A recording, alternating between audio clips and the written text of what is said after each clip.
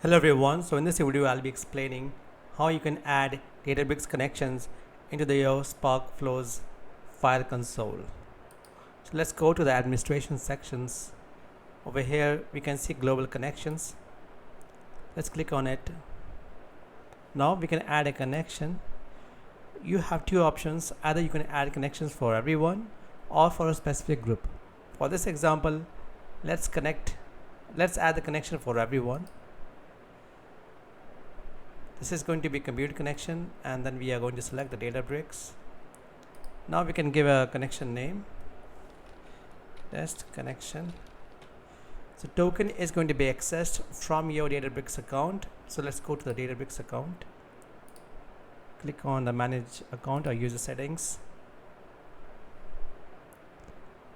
Now over here you can see a bunch of tokens that has been generated that allows you to access the APIs of Databricks. So this is where you can get your access token.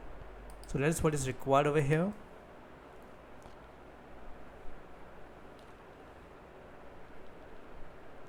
Postback URL is the URL where all the application is going to be publishing all the metrics.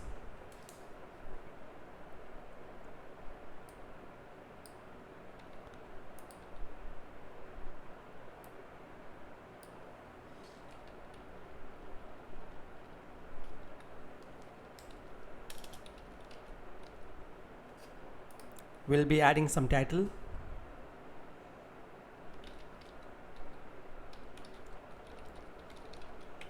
Description is optional. We'll be giving the URL. So for the URL we need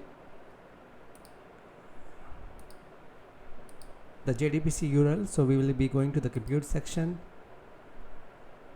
and over here we can see there is one compute service available. Let's go to the advanced section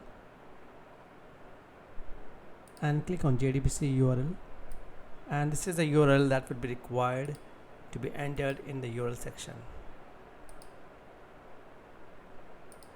So the file code jar is a jar that is uploaded onto the Databricks file system, and similarly for Python and Firepass Spark libraries. Once you are done, you can just click on the test connection and it should work. Once you have saved the connection, you can see that this connection has been selected. This is an existing connection, and now we can also browse the DBFS because we have this connection already available. Low bat